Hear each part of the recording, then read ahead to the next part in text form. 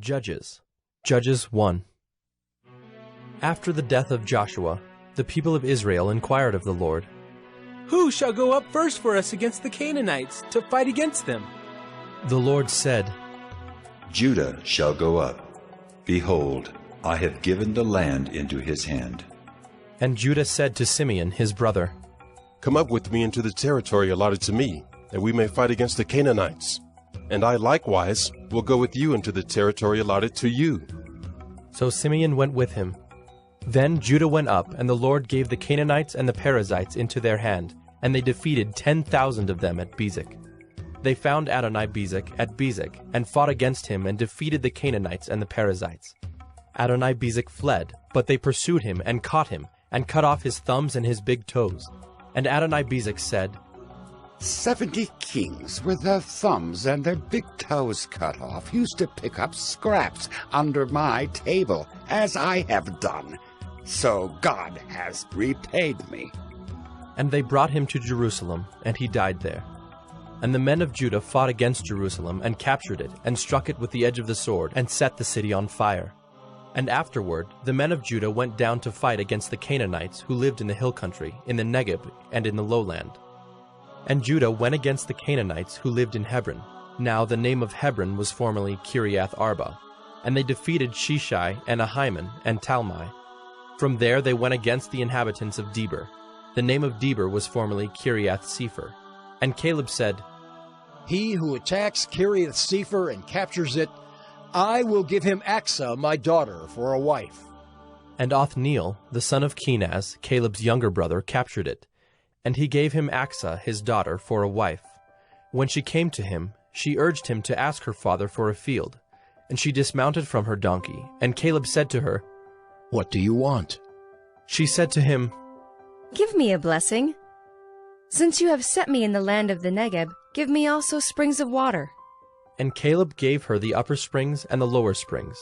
And the descendants of the Kenite, Moses' father-in-law, went up with the people of Judah from the city of palms into the wilderness of Judah, which lies in the Negeb near Arad, and they went and settled with the people. And Judah went with Simeon his brother, and they defeated the Canaanites who inhabited Zephath, and devoted it to destruction. So the name of the city was called Hormah. Judah also captured Gaza with its territory, and Ashkelon with its territory, and Ekron with its territory. And the Lord was with Judah, and he took possession of the hill country, but he could not drive out the inhabitants of the plain, because they had chariots of iron. And Hebron was given to Caleb, as Moses had said. And he drove out from it the 3 sons of Anak. But the people of Benjamin did not drive out the Jebusites who lived in Jerusalem. So the Jebusites have lived with the people of Benjamin in Jerusalem to this day. The house of Joseph also went up against Bethel, and the Lord was with them. And the house of Joseph scouted out Bethel. Now the name of the city was formerly Luz. And the spies saw a man coming out of the city, and they said to him, Please show us the way into the city, and we will deal kindly with you. And he showed them the way into the city. And they struck the city with the edge of the sword, but they let the man and all his family go. And the man went to the land of the Hittites, and built a city, and called its name Luz. That is its name to this day. Manasseh did not drive out the inhabitants of Bethshean and its villages, or Taanach and its villages, or the inhabitants of Dor and its villages, or the inhabitants of Ibleam and its villages, or the inhabitants of Megiddo and its villages, for the Canaanites persisted in dwelling in that land. When Israel grew strong, they put the Canaanites to forced labor, but did not drive them out completely. And Ephraim did not drive out the Canaanites who lived in Gezer, so the Canaanites lived in Gezer among them. Zebulun did not drive out the inhabitants of Kitron, or the inhabitants of Nahalal, so the Canaanites lived among them, but became subject to forced labor. Asher did not drive out the inhabitants of Akko, or the inhabitants of Sidon, or of Alab, or of Akzib, or of Helba, or of Aphik, or of Rehob. So the Asherites lived among the Canaanites, the inhabitants of the land, for they did not drive them out. Naphtali did not drive out the inhabitants of Beth-Shemesh, or the inhabitants of Beth-Anath, so they lived among the Canaanites, the inhabitants of the land.